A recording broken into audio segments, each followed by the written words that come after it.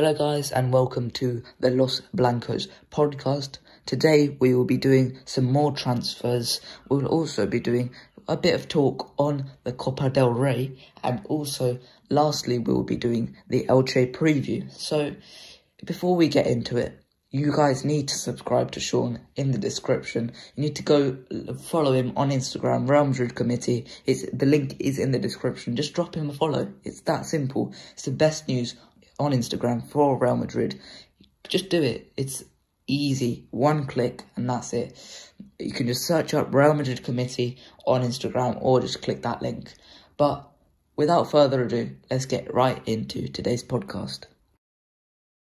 Okay, to start the day, we will be doing the more transfers section that has become a bit of a staple to this podcast. Now, you know, there have been quite a few rumours circling around due to the club being in January, and also the fact is that we have been notified a couple of days ago. I saw on Twitter from a reliable source that Florentino Perez is planning to do some January business. Now, it seems pretty unlikely from how we've gone about it, because, you know, if we look at the past couple of seasons, there have been endless January rumours. However, I had to really dig deep to get these players, because, you know, when I sent you the notes, it took me a day to send them because I couldn't find that many.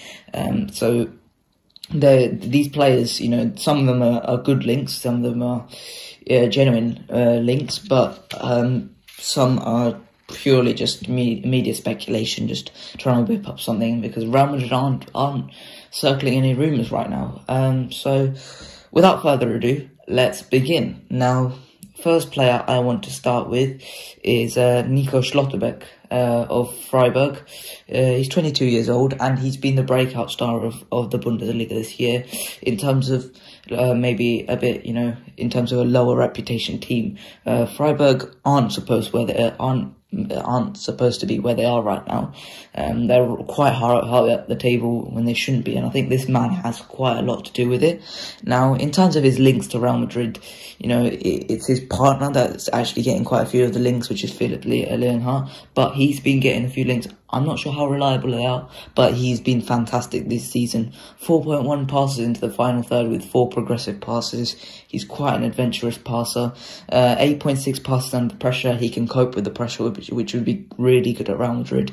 4.9 tackles and interceptions. You know, this is a guy who's very, very good at winning the ball back. 4.7 progressive carries. He's a bit like Rudiger in that way, because he likes to carry the ball, bring it forward by dribbling, and 1.8 fouls drawn, which could be useful when you're a bit under pressure.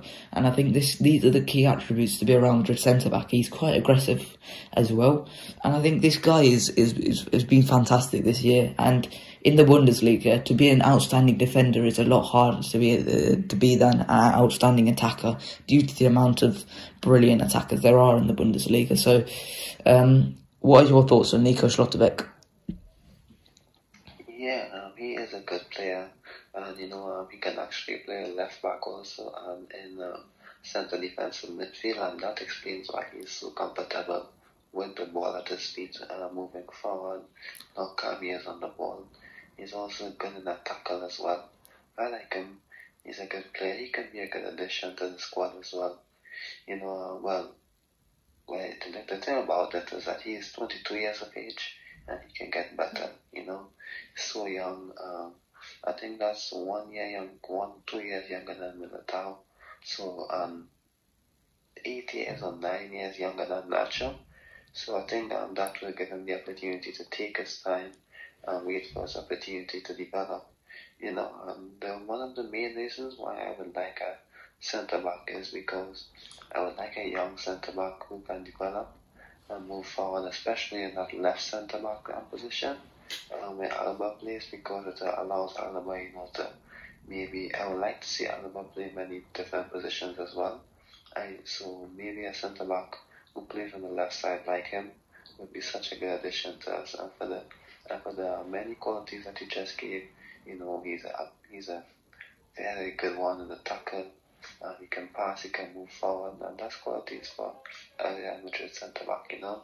So if we can buy him for maybe a good cost, but we don't know the sources or how much interest Madrid have in him. But yeah, he can be a player who can suit us. Yeah, when I saw those rumours, I was immediately in love with that transfer idea, because it's a great transfer.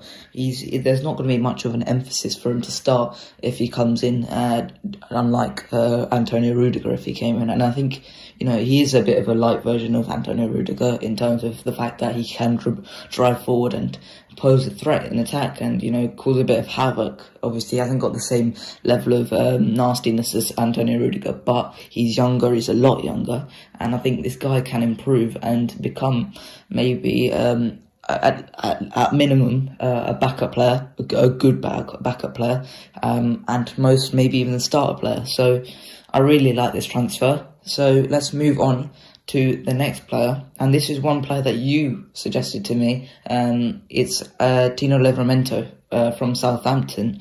Now, this season he's been brilliant, and he's been one of the best right backs in the Premier League, which is not easy to do. This is his debut season in the Premier League, I believe, and, you know, previously he's been a youth player for Chelsea, and I think this guy has been fantastic already. He's been thrown straight into Southampton's starting 11, and he's adapted immediately. 5.1 tackles and interceptions with 5.4 progressive carries. This guy is good at carrying the ball forward and just putting a cross in for Southampton. And he's been the main guy in attack, you know, along with James Ward-Prowse, to progress the play, because no one else in Southampton's team can really do that, apart from James Ward-Prowse. And I think defensively he's been a monster as well. And I think this season he's been one of the outstanding defenders of the Premier League. And this guy, he's outstanding in attack and outstanding in defence. This guy is very similar to Dani Carvajal in the fact that he's good at both. And I think this could be a great option. Maybe he hasn't got the potential to become Real Madrid's full-time right back, but he's definitely, at minimum, a very, very good backup option. I think he would pose an improvement on Lucas Vázquez and definitely a younger alternative. So what do you think on Tino Livramento, considering that this was your suggestion? Yeah, and one of the main thing is he's just 19 years of age and he's playing so well. You know, he's good moving forward, he's good defensively, he can tackle, he can push forward, put the ball in the box. So yeah, he's a good player. You know, and because he's 19, we can take our time with him. We can help him develop. You know, so that's good. You know, that's the kind of player I think we need as a fullback, because I don't think that there's a player on the market who is available for a fullback that we can sign. So I definitely believe that we can look for a bargain, look for a player that no other big team is interested in. I'm not seeing any other team that's interested in him. I know that maybe you might know any teams in England who might be interested in the player, but as of now, there's no team interested in him. You know, if you look at Chelsea, you know, I think their law just passed where only 6 players can be loaned out. He's on loan at the moment, so maybe when he comes back, Chelsea might just be forced to sell. You know, maybe if Azpilicueta leaves, he might stay, but most likely Azpilicueta will sign a contract extension, because Azpilicueta stated he wants to stay at Chelsea. So, you know, maybe there's no place for him at Chelsea, in my opinion, and maybe because of the law change that he can't be loaned out again, Chelsea might just be forced to sell, because they have these James, who is a better fullback than him, of course. You know, but, you know, it's something that we can take our time. I'm sure that there are many other nice young fullbacks in the world, but he's just one of them, and I would definitely have him on top of my list. Yeah, and there's not many that are performing that well at that level at his age, and I think, you know, there's only been 2 teams linked with him. That's not including Chelsea. Chelsea haven't been really linked with him, but Everton were linked with him before they signed Nathan Patterson to fill that right back slot, and also Crystal Palace. So you can see the level that are going in for him. That small step up from Southampton. So if Real Madrid say went in for Tino Livramento, I think, you know, it's a refusal that they just can't. He just can't refuse it. That's the straightforward thing about it. So let's move on to the next player, who is a youngster breaking through at Palmeiras at only 15 years old. It's Endrick. Now, we've had many of these on the more transfers bit before. We've had previously we had Luis Enrique of Fluminense, and this time we've got Endrick, who's a very good player, and I think this guy is the real deal, because every time I've watched him, when I was researching this video, every time I was seeing his play, he stood out in that Palmeiras team, and that Palmeiras team is the Copa Libertadores holders, so they are a good, very, very good team, and I think this guy is a very, very good talent. I'm not going to be drawn into saying he's a generational talent, but this guy is very, very good, and I think this guy is the real deal. In the youth teams, I found this stat and I was blown away by it. 170 games in the youth teams with 167 goals. That's nearly 1 goal per game. This guy is the real deal. Up front, he can play up front, he can play on the wings, just behind the striker. He's a fantastic player. And also, just to finish off my bit for this, he scored a bicycle kick goal versus, I'm gonna say this wrong, Weste. He scored a bicycle kick against them outside the box in a senior game for Palmeiras, and it was a fantastic goal. I was researching the video and I was just blown away by the goal at just 15 years old. So what do you think on Endrick? I must admit, I saw the name going about on headlines and on my notifications that he scored an amazing goal. Then I think a few months back, and maybe throughout this week and last month, I've been seeing links with Barcelona, especially. I saw him linked to Barcelona a bit more than us. But I think he's a good player for 15 years of age. I think he's good physically. He can also play as a 9 as well. But I definitely haven't seen much of the play except for the goal he scored. But if it's one thing that I've seen, is that he's good technically and he's good on the ball, which is what you expect from a Brazilian. They have skills, etc., and they have natural talent, and natural speed, natural physicality sometimes. So yeah, he's a good player. So I don't know exactly what will be the step for him if he signs. I don't know if we sign him and then he goes as a loan or he stays in Castilla. But I think we have to wait until he's 18 before we actually make a signing. So that's good. Maybe if we sign him, we don't have to think about what's going to happen next season or the season after. So he can be a good addition for the future. You just have to take your time. Analyze what you need. For example, if we sign a player like Erling Haaland, you can say, oh, there's no need for him, because we have in the 3 positions up top, or according to the coach we have available, most of the times there are 3 attackers that you use no matter the system sometimes, and I think Madrid have so many attackers at the moment, and when you add other players to it next season, it will be a lot. Yeah, and with these type of players, there's a lot of mutual interest between Real Madrid and Barcelona, and we've had this lots of time before. Just as an example, Vinicius, he was mutual from both sides. He was offered contracts with Barcelona and with Real Madrid. We got him. Luka Jovic, another one. He was very close to signing with Barcelona, but we got him. Isco, we're taking that a little bit while back, but Isco as well. Let me think of any others. Arthur from Barcelona. We were interested in him as well. So these type of players, there are quite a lot of mutual interest from both Real Madrid and Barcelona, and I think this guy is genuinely a fantastic talent. I think he's better than Rodrigo. Could end up being. I think this is a guy who's who could become the cream of the crop for Brazil, and that's saying a lot because Brazil is just an endless talent production line. So we'll probably hear about that in the coming months, maybe Real Madrid and Barcelona, or maybe other sides. make an offer for him. But let's move on to the next player, Fabian Ruiz Peña, for Napoli. He's very, very good. He's all-round midfielder.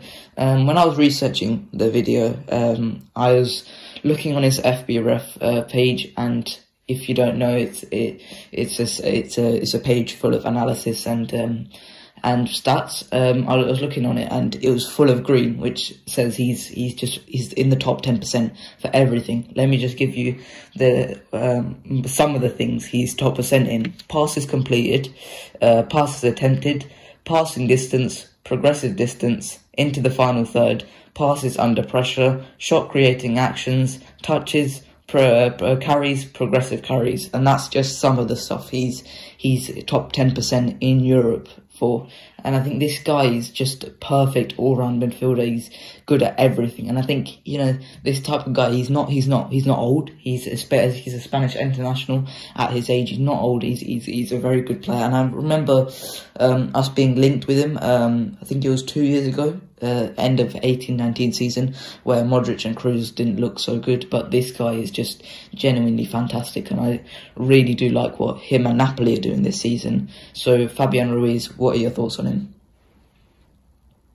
I think the first time he was linked with them was in maybe when Isco was in good form, and I was thinking to myself, you know, we have Isco, we have James coming back, you know, Odegaard is out on loan, you know, there's no need for him, you know, but I genuinely believe that now he can be a good addition, especially with the fact that obviously Modric and Kroos are getting a bit older, and you know, I don't think that Pogba would be the fit for us, you know. So in the past, I was like, no, we have the players. We also have Asensio as well, you know, who can maybe play a bit deeper, you know. But I genuinely believe that he can be a good addition for us, Spanish international as well.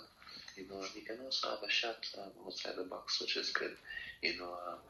Not just any shot, he can definitely shoot with power and precision into the top corner, you know. So yeah, he's a good player.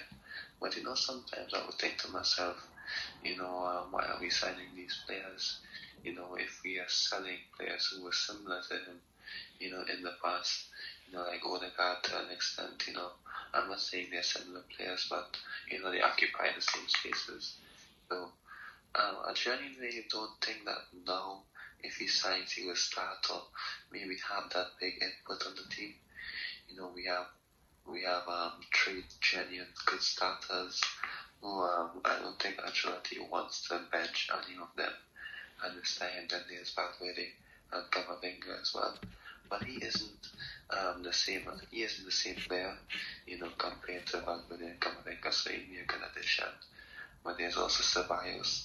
I genuinely believe that he is a talented player for Madrid, but if we sign him, I don't think that we would see the best of him.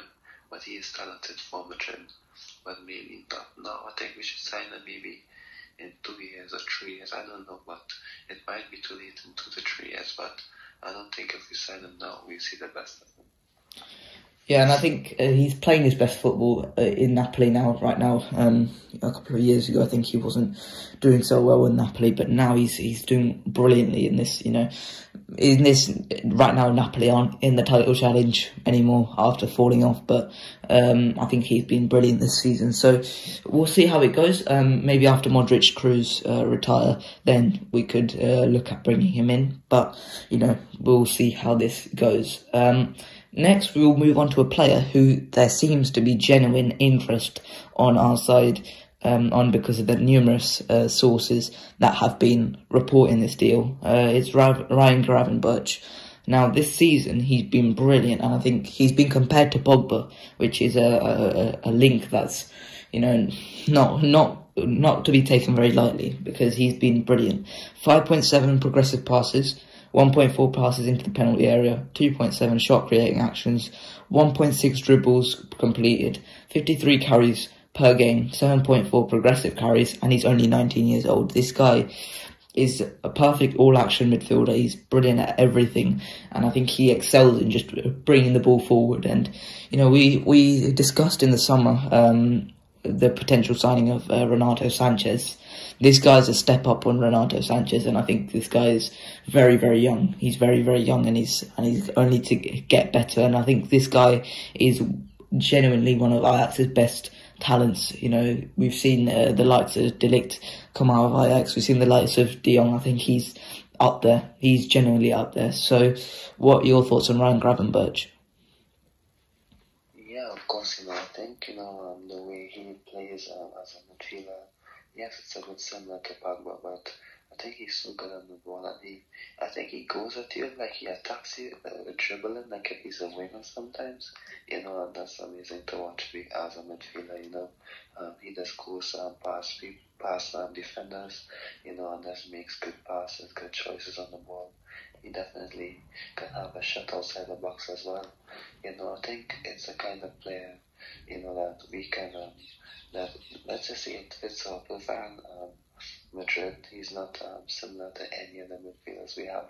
I just think that, many people are saying, we signed Camavinga, we have so many midfielders, but when you have a player like that we are interested in, you can genuinely say, as much as I would like Ceballos to have an important function next season, I would say, if we can sign him and have him, Valverde and Camavinga as our midfield options, that would be amazing. Three amazing players who can benefit us in the future. And because I would love to see more rotations in midfield, I genuinely believe that we should have more rotations in midfield. He would get the game time as well. But I saw in Marca 2 days ago that I think that his next step won't be Madrid. It might be a team before Madrid, like on a lower level than Madrid, before he makes a step up, to a bigger club. So when obviously teams put that message out, it's obviously Dortmund and maybe, let's just say, Arsenal, or maybe a team below like Madrid, Chelsea, Man City, Bayern Munich, so mostly Dortmund. So I genuinely believe he can be a good addition to Dortmund. So I also saw in that similar post on Marca that we are also interested in Jude Bellingham as well. I'm not too sure how far that goes, but we see in the future, maybe if we can speak about that sometime in the future, how far that goes. Yeah, and I was just about to discuss Jude Bellingham because he's on the links recently. But before we get on to that, I generally think this guy is the second best young midfielder in the world right now, just behind Jude Bellingham. I think Camavinga's behind that, but I think he's just fantastic. And if Real Madrid have the opportunity to sign him, I think it's impossible to refuse, because this guy could become the midfielder for the next 10 years. And maybe the problem is we'll have to deal with Mino Raiola, but I think it's fine because he's just such a fantastic player. So let's move on to the player who we're just discussing, which is Jude Bellingham. Now, we don't know how realistic these links are. I read an article on Twitter saying that Jude Bellingham's he's favouring a move to Real Madrid rather than a return to the Premier League, which I don't buy at all. But if that is true, we've got to pounce on that opportunity, because this guy is the midfielder for the next 10 years, because he's just fantastic. And I think when I first saw the news that this random kid from Birmingham was going to Dortmund, I was just thinking, what's he got to do with anything in Dortmund? Nothing from Birmingham should be ending up in Germany. But nonetheless, he's been doing good, very, very well at Dortmund. And I think, apart from a certain man called Erling Haaland, he's been their best player. He's been doing everything for Dortmund. He's been up and down that field. And I think, contributing 4 goals and 9 assists at his age in all competitions. He's fantastic. He's only 18. And this guy is pressuring, 22 pressures per game, with 7 being successful, 2.6 blocks per game, 1.9 dribbles completed. He's doing everything. He's been absolutely everywhere, and I think this guy's been running the Dortmund midfield all by himself, because the rest of that Dortmund midfield are just incompetent right now. You know, he's been doing everything by himself, and I think this guy has just been, he's been insane. And I think as an English person, this is very, very exciting for me. You know, getting this guy developing just before the World Cup in 2022, maybe us winning it. I'm not going to say any further on that, but you know, I'm really excited on Jude Bellingham, and I think he's a fantastic player. So, what do you think on Jude Bellingham? First of all, I think it will take upwards of £100 million to get him in. Secondly, I don't think if he comes, it will be this season. It will be the season after this one, or potentially after that one as well, because I don't think Dortmund set him on Haaland. So he's a good player, he can score goals, he can drive forward. He'd be a good addition, you know, the timeline would fit. You know, if it's in 2 years or the season after, you know, the timeline would fit with us. Yep, okay, so let's move on to the next player. I'm just quickly checking if we've got anything else. No, we've got Alejandro Monserrate. Now, we're not going to be spending long on this kid because I could find practically nothing on this kid. I just got the link and I saw a few descriptions of him. He's only 15, plays for Zaragoza in the second division. He plays for their juvenile side, under 18s. And he's a playmaker with great vision. That's what I read. There's nothing else I can really add on him. I think, you know, if we signed him, he would go straight into Castilla pretty well. I think he would slot in, and I think this kid could be, you know, an exciting prospect for us. So, what do you think on Alejandro Monserrate? You know, I must admit, I have no idea who that is. I've never seen anything on him until yesterday when you gave me the list of players that we'll be doing, and I was like, who the hell is this? You know, I don't know. I actually went on YouTube to have a look at him, and I just saw a guy playing guitar. I have no idea. I've never seen anything about him. So you said you haven't seen anything about him as well. You know, so I cannot make an assessment of the player at this time, unfortunately. Yeah, and when I sent you that, I was assuming that I could find a little bit more on him, but when I was researching the video, I was like, oh no, I've made a bit of a mistake there. But I think, you know, I could only find one article on him, and I think that article told me he was a playmaker with great vision. I can't add anything else. So while we're here, we might as well move on. So let's finish with the last player.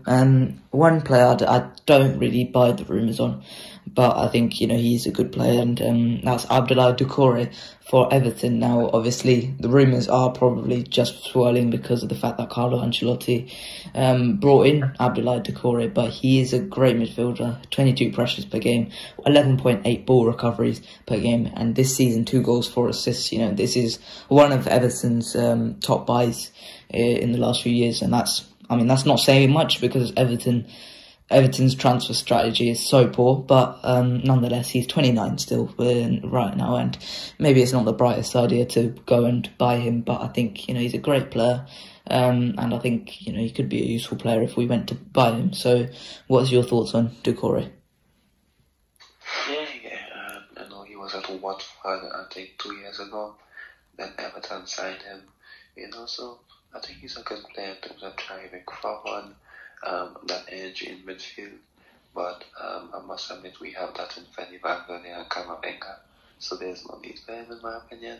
And if we are going to sign a midfielder, I genuinely believe it should be someone like Gavin Birch or Bellingham in the future. Yeah, okay. So that's it for this section of the podcast. Next section, we will be discussing the Copa del Rey and maybe future fixtures that will be upcoming in that Copa del Rey run. Let's get right into it after this short interval. Okay, so in this part of the podcast, we will be discussing the Copa del Rey. Now, last round we beat Elche, we will be playing today at whatever time it is. I'll be checking that in before the next section. But it was a scruffy win against Elche, it must be said. 2-1 in the end. Marcelo red card. Elche went up. It was a scare, and it wasn't maybe what we needed. Maybe we should have just got the job done in 90 minutes. But I think ultimately we won the game, and we've got to be a bit grateful for that, because of the fact that a lot of major teams are now out of the Copa del Rey. Barcelona lost to who was it? Barcelona lost to Athletic Bilbao, who will be playing. Yeah, we will be playing on Thursday, the 3rd of February. Atleti lost to Real Sociedad, and Sevilla lost to their arch nemesis, Real Betis. So these are the three major competitors for the Copa del Rey, the title, and this is the tournament we have not won since 13-14, I believe, which is too long. It's way too long. A lot of Real Madrid supporters have not seen a Real Madrid Copa del Rey success, and that's ridiculous, because the fact is that we are the most successful team in Spain, and somehow we struggle to win this tournament. So many each year on year, we struggle to win this tournament. I just don't understand why. Last year we bottled it against Alcoyano. Previous years we've bottled it against Celta Vigo, Valladolid, I think it was, maybe. And I think this is Leganes, I think it was, not Valladolid. Got those two mixed up. But we've just really struggled against these teams. So let's get into the draw now. Athletic Bilbao, we just keep on facing this team within the space of a month. So what do you think that Athletic Bilbao could pose on us? Well, Athletic Bilbao is a tight team defensively. They're also tough, to get past on the wings as well. So that means our key players would find it difficult, Vinicius, Rodrigo, if he plays weak. No, as a matter of fact, they can't even play, so we have to depend on guys like Eden Hazard and Bale and the Asensio if he's back. I just remember that, those guys would be going to play for their countries in Brazil, and of course Valverde as well. So we need squad depth, to match out, but of Vinicius and Rodrigo, so guys like Eden Hazard has to step up. Bale would be there as well, but you know what? I would like to see Bale play left wing and not on the right wing, and that's because our key output this season has been the energy from Vinicius on the left. I'm not going to say that Bale is going to give you that same energy, but Bale still has a bit of a burst of speed.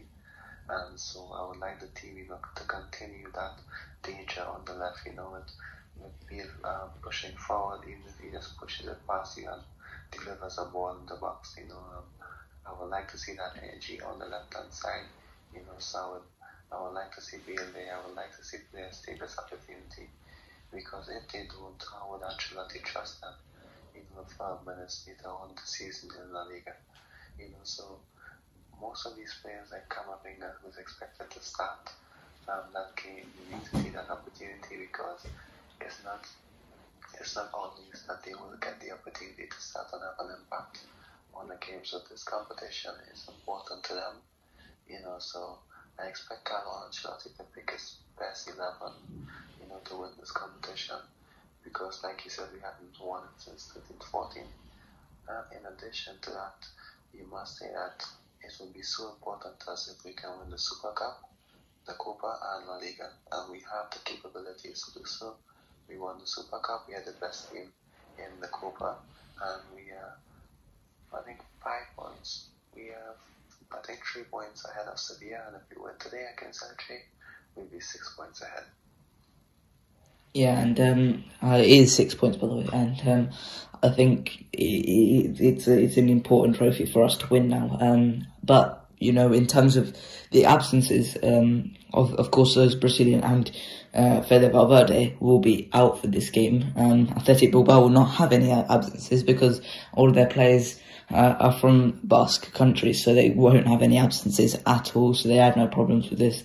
They'll just be saying, all right, you guys can let go of all those players, we'll just keep all of our players here. So, you know, they're going to be pretty happy with that timing. The fact is that Militao won't be playing, Vinicius won't be playing, and those two are very, very important, as well as Casemiro. So, you know, we're going to see a bit of Camavinga at defensive midfield for that Athletic Bilbao game, which he's already played against Athletic Bilbao at CDM, and he's done really well there. So I think, you know, he could be a really useful player, and we could see how he does in this tournament, because he's been playing the last 2 games in this tournament and he's done really well. So I think Camavinga is going to be a very, very useful tool in this tournament. So say if we went past and we faced the one of Real Sociedad, Real Betis, or that's it, really, isn't it? In terms of the key opposition in this Copa del Rey. So Real Sociedad and Real Betis are really the big the other 2 teams that could pose us a threat. So what threat do you reckon Real Sociedad could pose Real Madrid? I think Valencia is still in the competition as well. You know, but with Sociedad, you know what you're going to get when you play Sociedad: intensity. The wingers pose a huge danger, as well as Alexander Isak on top. You know, they're so quick and unpredictable. You know, they can get in behind you as well. You know, that's how Sociedad have been maybe for the past 4 years, and they have actually developed as time moved on. You know, of course, they had seasons where they were much better than they are now. You know, but I genuinely believe that whenever we play that, it's always going to be a tough game. Yeah, and I think in terms of, you know, the Bilbao game, I genuinely believe that there are many Castilla players who will make the squad. For example, Miguel from Marcelo, because he's suspended. Blanco will make the squad because Casemiro isn't there, and Valverde isn't there as well. And Peter might come in as well because Rodrigo isn't there. So there's opportunities for people, and I hope that, you know, that at least Peter might have an opportunity on the wing, at least. Yeah, hopefully. I want to see Peter play this game because I want to see how he does in a Real Madrid shirt, certainly in the first team anyway. So Real Sociedad, I think, you know, in terms of their wing play, they've got excellent wingers. Adnan Januzaj, who's been good this season. Alexander Isak, who's been good this season. Alexander Solov, less good, but he's been alright. And, you know, others have been good as well. So I think, you know, the Sociedad are a good team, and I think they could pose as a threat, especially in the Copa del Rey, which they are a very good team in the Copa del Rey. You know, they're a very good cup team. They could certainly give us some threat and knock us out here. So next team that I'm pretty concerned about is, well, not concerned, I wouldn't say pretty concerned, but, you know, one of the strongest teams left in the competition is Real Betis. Now, what's been Betis's, what's been their strength this season is the fact that their consistency, they just win against the smaller teams, no problem asked. You know, we lose sometimes to the smaller teams, Espanyol, teams like that. Barcelona constantly lose against them. Athletic lose against them. Sevilla sometimes lose. We saw yesterday Sevilla drop points against Celta Vigo. And you can see that the fact is that Real Betis are probably the most consistent team in La Liga in terms of these smaller teams. They just, every single time they just beat us. They just beat them, and with no ease, you know, with just complete ease, 1-0, 2-0, 2-1, 3-1, just simple wins against these teams, 3 points, no questions asked. And, you know, Manuel Pellegrini's just gone by this as if there's no problems. So what do you think on Real Betis, and what problems could they pose? Yeah, of course, you know, they have many technical players, and the coach will love these technical players and have a system in place for them to shine and do well. You know, Betis, you know, of course, an upset a few times in the past. You know, so they will definitely pose a big threat. You know, Canales as well. Players who can dictate the game, get on the ball with intensity. So similar to Sociedad, they have these players who can harm you, and with the Elche especially, maybe not as effective as Sociedad, but they have players who can punish you, and whenever we play them, we always give away a few chances, that can cost us, so I hope that, we can overcome any team, that's ahead of us. If we beat Bilbao, what the good news is that Ancelotti is expected to go with his best team now. He took his time, but he's slowly bringing them back. I think that players got their chances as well, in the Copa in the last 2 games. So I definitely believe that Ancelotti will get his best team back together. Yep, okay, and lastly, you mentioned Valencia. I totally forgot about Valencia because, at this point, I don't view Valencia as the team they once were, and that's no disrespect to Valencia. I think they're getting back to it under Jose Bordalas, but it's going to take time, especially with the damage that Valencia have caused for themselves under Peter Lim. So I think they've got to improve, but I think they've been good this season, but nothing outstanding. I think they're a solid team with solid players. Gonzalo Guedes, who's been good this season, I recommended that for players that Liverpool should sign. Go check that out on the channel. Shameless, I am being there, but I think that Valencia are quite a good team, solid team, and I think they've got that. They haven't got the Getafe, defensive solidity that Jose Bordalas used to instill, and I think that's where the majority of their problems have lied this season. They've been leaking way too many goals, and I think as soon as they get a proper defence in, I think they could be back to where they once were, which is challenging for top 4, challenging to be the 4th best team in Spain. So what do you think on the problems that Valencia pose? From in the past season, but they defeated us 4-1, I think 4-2 last season. So this will be a big game. If we play Valencia, it's one leg, so you cannot underestimate anyone. We definitely need to be understanding of Picaduro and Guedes on top. They have played so well this season, scoring many goals and being clinical, being effective, being hardworking. So I genuinely believe that with 2 forwards Madrid definitely only have a tough game. So having Duro and Guedes build, that would be a difficult task for us. We won the game 2-1 in the side. Then I think we played them recently as well. Did we? I don't think so, but I think we won the first game 2-1. It was a difficult task. They have the eye team no matter what's going on. They have always put their best foot forward against Madrid. So with the way they set up, with the 2 up top, and the wingers coming in, Carlos Sola, and sometimes Guedes actually play deeper sometimes, and Maxi Gomez plays higher up. So they have wingers and attackers come with us. So that's something we should be careful. So it will be a tough game. There's still decent teams in this competition, so let's see.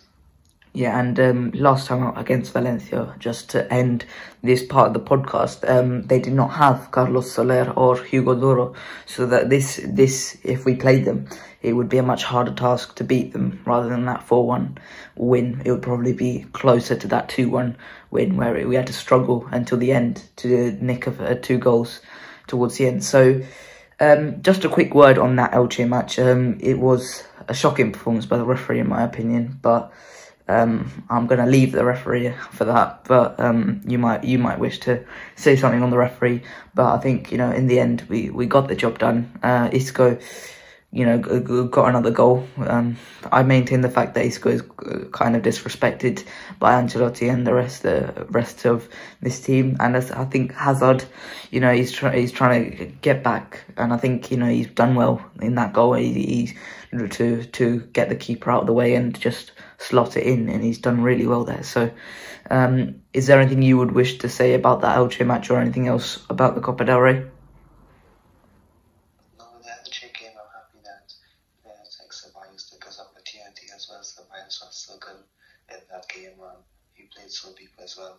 and with 10 men, he was the guy who, made things happen for Madrid, in terms of winning the ball, driving the ball forward, so I even saw that Ancelotti's counted on him for the end of the season, so he is quite different to come up against Man City, so to look forward to having use of it. UT, he scored it well, he did better than you, which was when he has a good score, so I hope that, that can help them out in the future. Yep, okay, so that's it for this part of the podcast. Let's move on to the final one after this short interval. Now, we played Elche in the Copa del Rey on Thursday. Now we repeat that fixture today at 1:15, I think it is. No, it's 3:15, sorry, in the UK. What's the time in Trinidad for the game?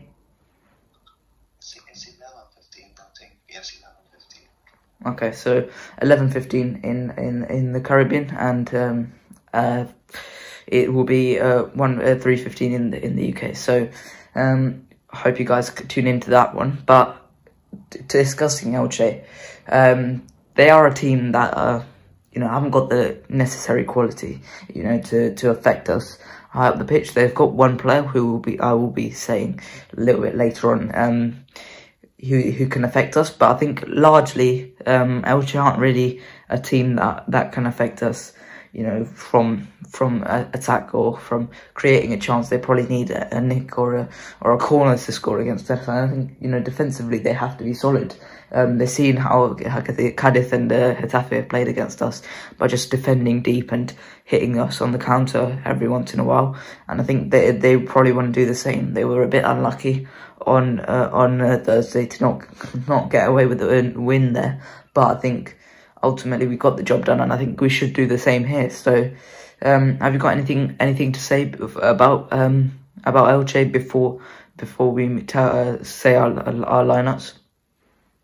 No, I expected to sit a bit deeper, so we're going to have, as we're going to see in our lineups, we're going to have our best 11 available. That's available, we're going to play our best 11. Elche will sit deeper than they did in the cup match. Because it was a cup game, the Madrid team was a bit weaker, they were at home, so I expected to sit a bit deeper and we should get the job done. Yeah, and just saying we probably need to get this win as well because of the fact that Sevilla once again dropped points for the second time this week. They've dropped points. And I think we have to get this win because it extends our lead to 6 points, which is going to be crucial in this title race. If we just extend it to 6 points, meaning that we need to drop it at least twice. So, we're gonna have to hold on and get this win. So, without further ado, let's get our lineups in. So, goalkeeper, who have you gone for? Of course, we'd have to go for Copa. I think he had a bit of an issue this week. But he was back into the training immediately after the Elche game, and everything is fine. He's in the squad, so he will play in the morning later on today. Yeah, and I've got to say that just a shout out to Andre Lunin, who did really well against Elche. He played very well once again, and I think this guy is proving to be a very good backup, a very, very good backup indeed. So let's move on. Right back. No Dani Carvajal in the squad, so it's either Nacho or Lucas Vázquez. Who have you gone for in this match? Lucas Vázquez in his first game against Elche. I'd love to see maybe Nacho play there as well, but I would just stick with Vázquez as well, just for this game because, like I said, Elche may sit deeper, than they did at the Copa game. This game was at the Bernabeu. We would need Lucas' energy to go up and down the pitch. I genuinely believe that because he's playing so often at fullback, you're going to see a lot of his weaknesses being exposed. But we need him for this game. We need energy up and down that flank. So Lucas was that. Yeah, and in terms of Lucas Vázquez, I don't want to see endless crosses just being spammed into the box because we saw how that went against Cadiz. Every single one was just collected by the goalkeeper or just headed away by the defenders. It was not good crossing performance by Lucas Vázquez. So let's hope that he just provides that width on the right hand side and just, you know, keeps it nice and keeps the ball and, you know, just provides an alternative to the attack. So centre backs, who have you gone for here? Yeah, Militao is back, you know, so that's important. You know, he was suspended for the first Elche game, so Militao is expected to continue the Alaba. Yeah, I think it should be Militao and Alaba here, continue the form. So, in terms of left back, who have you gone for? Well, I would go for Mendy. I think he came on in the last minute in the Elche game for the Lucias. You know, so I would go for Mendy in this clash. You know, we played Alaba in the latter stages at left back and he was amazing. You know, so maybe Alaba can maybe play at left back sometime in the future, but not today. I'll go for Mendy. I've gone for Marcelo actually. I think he's got a bit of revenge on his hands for Elche because of the fact he got red carded, which was very, very light red card, it must be said. I didn't see much of a touch there, but that's enough on the red card and the referee performance. But I think Marcelo should play this game because I think he did really well against Elche in midweek. If it wasn't for that red card, I think, you know, he would have got a lot more plaudits for that performance. And I think it was an improved performance against Elche, and I think he should be given the start again. So, who have you gone for in defensive midfield? I'll go for Casemiro. But before I move forward with that, you know, I must say that, you know, Marcelo did have a few good games in the past, for example, against Barcelona in the 1920 season. When we won the league, we won that game. The game in the CSM squad. But I just think after that game, he was back to his old self again. You know, so I'm happy that he played well, but, you know, I don't think I can trust them to follow consistency for me back-to-back games or back-to-back games. You know, so I'll go for Casemiro if it's here along with Modric and Toni. Yeah, I've gone for Casemiro, Modric and Cruz in this game. I think these three will be essential in us breaking down that Elche defence because, you know, if I really see a 0-0 draw here, and I can't put myself through another one of those. So hopefully they can break down the defence well enough so that we can maybe get a few goals. So right wing, No, I'm going to go for the left wing first. Who have you gone for on the left wing? Well, obviously, I think Vini will play. The thing about Vini, if he gets a yellow card this game, he will miss the next clash. I don't know who it will be against, you know, but he will miss that game. You know, so you're going to see us on the left for me. Of course, he's a show starter right now. I think he might be a bit tired from the Elche game and the Super Copa games. See who plays a bit that he doesn't get injured, so I'll go for Vini still, and if the game is won, we should take him off like maybe about 60, 70 minutes. Yeah, it's funny you should say the fact that if he gets another yellow, he'll miss the Villarreal game, I think it is. So I don't want him to miss that one because Villarreal are a lot tougher than Elche, and I think Vinicius could be a lot more key in that game than in this one. So I think that Hazard should be given the game today. I think he would be a very, very important player in this game. I think, you know, he has to try and break down this defence. I'm willing to give him another chance out of the many that we have given him over the years. We're going to give him another chance. I think Carlo has to use him after that midweek performance in which he got the winning goal. So up front, who have you gone for? Of course, he's back. He's expected to start. He was given the Elche game off in the cup, you know, so he is expected to start and have the energy, you know, to do that.